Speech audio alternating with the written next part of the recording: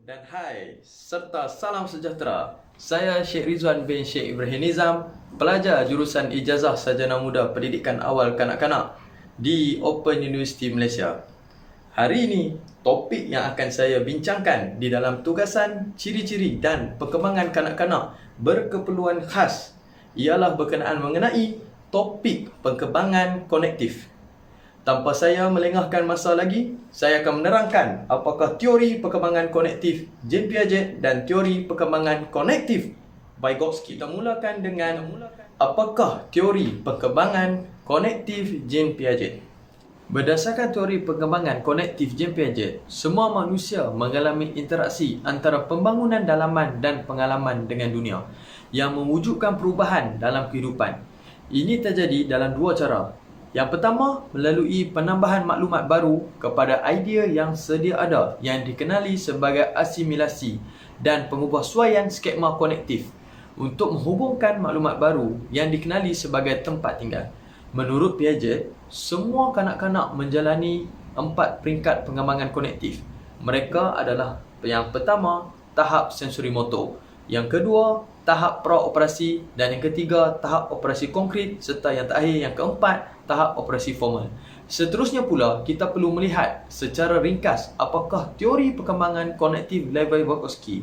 Menurut teori pembangunan sosial budaya, perkembangan konektif kanak-kanak sangat dipengaruhi oleh interaksi sosial dan budaya yang mengelilinginya. Apabila kanak-kanak berinteraksi dengan orang lain, nilai-nilai dan norma-norma yang tertanam dalam budaya disebarkan kepada kanak-kanak di mana ia mempengaruhi perkembangan konektifnya. Oleh itu, untuk memahami perkembangan ini adalah untuk memahami konteks budaya di mana kanak-kanak itu tumbuh. Tujuan tugasan dan tugasan kali ini bertujuan menilai pemahaman pelajar mengenai teori perkembangan konektif. Selain itu, tugasan kali ini juga meminta pelajar mengkaji perbezaan di antara teori perkembangan konektif Jean Piaget dan teori perkembangan konektif Lev Vygotsky. Seterusnya kita akan melihat perbezaan di antara teori perkembangan konektif oleh Jean Piaget dengan teori perkembangan konektif oleh Vygotsky. Dalam perbandingan, perbezaan ini saya akan membahagikan kepada perbezaan kepada kedua-dua teori kepada 4 aspek, iaitu yang pertama penilaian tahap konektif individu, dan yang kedua persekitaran pembelajaran, dan yang ketiga penggunaan bahasa, dan yang terakhir 4 rakan sebaya. Yang pertama, penilaian tahap konektif individu. Dalam teori perkembangan konektif Piaget, beliau menyatakan bahawa setiap manusia akan mempunyai 4 peringkat atau tahap ini, iaitu sensori motor, praoperasi, operasi konkret dan operasi formal. Pada peringkat sensori motor, kanak-kanak yang baru lahir sehingga mencecah umur 2 tahun telah mula mempunyai keupayaan mengenal objek. Kanak-kanak mula mengetahui bahawa objek yang hilang daripada penglihatannya adalah masih wujud dan kekal. Pada peringkat praoperasi pula, 2 sehingga 7 tahun pula, kanak-kanak berupaya membuat simbol sebagai wakil terhadap benda yang tidak berada di hadapan mereka. Mereka berusaha mewakilkan sesuatu benda tersebut dengan menggunakan simbol angka, huruf dan sebagainya daripada imajinasi dan taksiran mereka. Pada umur 7 sehingga 11 tahun, kanak-kanak mula melakukan penalukan logik mengenai sebab munasabah atau bagaimana sesuatu tersebut terjadi terhadap operasi-operasi yang berlaku di sekelilingnya. Namun penalukan yang dilakukan adalah berdasarkan objek yang kelihatan di hadapan mata. Salah satu konsep utama yang dikuasai kanak-kanak dalam tahap ini ialah konsep kekalan, di mana pada tahap ini kanak-kanak memahami bahawa sesuatu objek yang mengalami perubahan ketara masih mempunyai sifat yang sama. Pada tahap terakhir iaitu operasi formal, remaja mempunyai kebolehan membuat inferensi mengenai sesuatu kejadian yang menyatakan hipotesis serta konklusi. Pada pihak yang berbeza, Vygotsky menjelaskan mengenai zon perkembangan proksimal, tahap perkembangan sebenarnya dan tahap perkembangan berpotensi sebagai tahap penilaian konektif. Seseorang individu, tahap perkembangan sebenarnya adalah had bawah yang mampu dicapai kanak-kanak. Tahap bantuan orang lain, manakala tahap perkembangan berpotensi merupakan tahap lebih tinggi yang dapat dicapai oleh seorang yang dapat membimbing daripada orang yang lebih mahir. Wujudnya jarak di antara kedua-dua ini yang dikenali dengan zon perkembangan proksimal. Perbezaan dari sudut penilaian tahap konektif dengan menjelaskannya menunjukkan kelainan dalam teori mereka. Penilaian tahap konektif yang dikemukakan oleh Piaget adalah lebih terperinci untuk kanak-kanak remaja, manakala zon perkembangan proksimal Vygotsky lebih bersifat umum dan universal. Yang kedua, persekitaran pembelajaran. Lev Vygotsky menekankan persekitaran dan interaksi antara individu sebagai faktor utama perkembangan konektif individu. Pada pendapatnya, interaksi dan komunikasi menjadi perantar dalam pemindahan ilmu pengetahuan dan antara individu. Vygotsky mengatakan bahawa kita memerlukan orang yang lebih kompeten atau lebih mahir untuk mengajar kita. Melalui perbualan atau dialog, seseorang individu dapat mempelajari serba sedikit mengenai individu lain berdasarkan pengertiannya sendiri. Seseorang kanak-kanak juga memerlukan bimbingan daripada orang tua atau berkepakaran untuk mencapai tahap maksima. Manakala J. Piaget pula menekankan proses pembelajaran melalui penerokaan atau pengalamannya sendiri. Beliau berpandangan bahawa di dalam proses penguasaan diri dalam alam sekeliling, proses pembelajaran telah berlaku apabila individu tersebut memperolehi pengalaman hasil interaksinya dengan orang lain, perkara atau benda lain.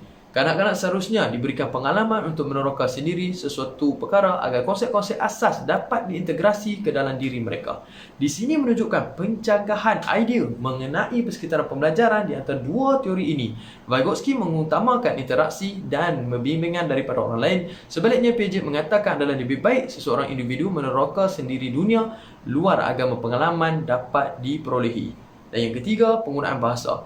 Dalam teori perkembangan konektif, Vygotsky beliau mementingkan bahasa sebagai elemen utama dalam menyokong pemikiran seseorang individu dan seterusnya menyumbang ke arah pembentukan nilai, sikap dan pengetahuannya. Dengan adanya bahasa yang betul, seseorang individu dapat mencapai pertuturan atau perbualan yang memuaskan dan dengan individu lain.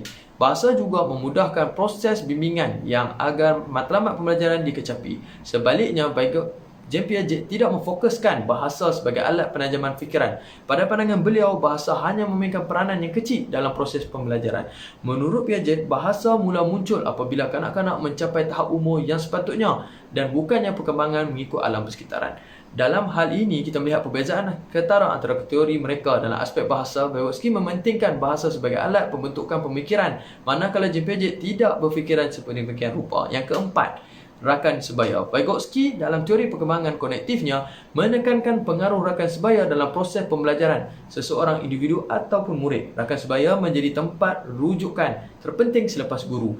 Dengan adanya rakan sebaya, pembincangan dan interaksi sosial dapat berjalan dan menyebabkan proses pembelajaran lebih cepat berlaku. Rakan sebaya yang lebih pandai dan bijak pula boleh membantu memberikan bimbingan kepada rakan yang lemah dalam pelajaran. Manakala Piaget tidak menekankan peranan rakan sebaya dalam proses pembelajaran seseorang individu kerana dia dapat meneroka sendiri dunia luar tanpa memerlukan bantuan sesiapa pun. Penerokaan sendiri membuatkan fikiran seseorang individu lebih tajam kerana menggunakan daya pemikiran sendiri dalam mengetahui dan hal memahami perkara yang baru. Kesimpulan yang saya dapat nyatakan ialah kedua-dua teori ini memainkan peranan yang penting walaupun terdapat perbezaan di antara teori-teori tersebut. Teori perkembangan konektif Piaget dan Vygotsky menjadi panduan kepada guru agar memberikan lebih banyak peluang kepada murid-murid untuk meneroka sendiri pengalaman di dalam dan di luar bilik darjah. Di samping itu, teori J. Piaget dan Vygotsky juga dapat mengeratkan hubungan antara kedua-dua guru dan murid, memandangkan guru-guru akan lebih memahami sifat dan perkembangan anak muridnya. Guru-guru yang berusaha untuk mendekatkan murid-muridnya dan memberikan tunjuk ajar yang terbaik. Guru juga boleh bersama-sama murid untuk menyelesaikan masalah pembelajaran yang mereka hadapi. Akhir sekali, teori perkembangan konektif J. Piaget dan Lev Vygotsky juga sememangnya mempunyai perbezaan yang nyata dan jelas. Perbezaan dalam konsep dan aspek konsep utama penilaian tahap konektif, persekitaran pembelajaran, penggunaan bahasa menunjukkan dua teori ini saling melengkapi dan harus digunakan pakai dalam sistem pembelajaran kita. Teori-teori ini menjadi satu set panduan dalam merancang kurikulum pendidikan negara kita agar matlamat pendidikan negara dapat dicapai secara optimum.